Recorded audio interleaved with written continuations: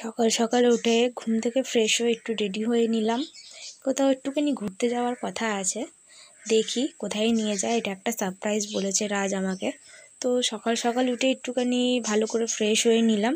এবার তো বাইরে প্রচণ্ড রোদ, ওই জন্য কিছু খেয়ে নেবো আগে। তো মা দেখি কি করে দিল, জ্যাম পাউরুটি করে দিয়েছে, খেয়ে বেরিয়ে পড়লাম।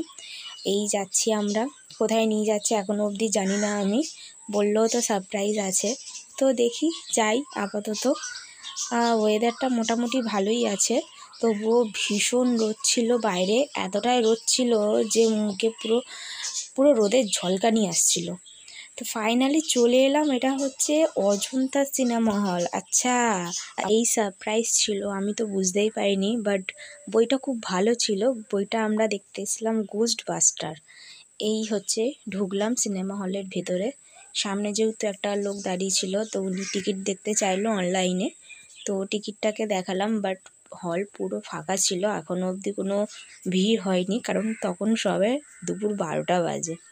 তো আমরাই দুজনে গেছিলাম মুভি দেখতে। তো বেশ খুব ভালো লাগলো। গরম থেকে ঢুকলাম ঠান্ডায়, পুরো গা হাত পা পুরো একদম ঠান্ডা কুল হয়ে গেল। তো যেতে যেতে হচ্ছে দেখলাম ভালো জায়গায় সিটটা বুক করেছে, কারণ পুরো একদম স্কিনে সোজাসুজি ছিল সিটটা। তো দেখো সবাই কেউ নেই, ওখানে একজন আছে বসে বসে সেলফি তুলছে। তো আমরা খুব এনজয় করছিলাম জায়গাটাকে, বেশ ভালোই লাগছিল। তবুও বাবা রাজ একটা সঙ্গে করে জলের বোতলও নিয়ে ঢুকেছে। খেয়ে নাও খেয়ে নাও, জলটা খেয়ে নাও আগে। ও এসে জল খেতে শুরু করে দিয়েছে। হাই বন্ধুরা, দেখো ওদিকে দুজন বসে আছে, আবার ও বাবা এতে জল খেতেও শুরু করে দিয়েছে। কি যে হবে বাবা, রোদ থেকে এসেই জল খেতে শুরু করে দিয়েছে। এখনো বই শুরুই হলো না।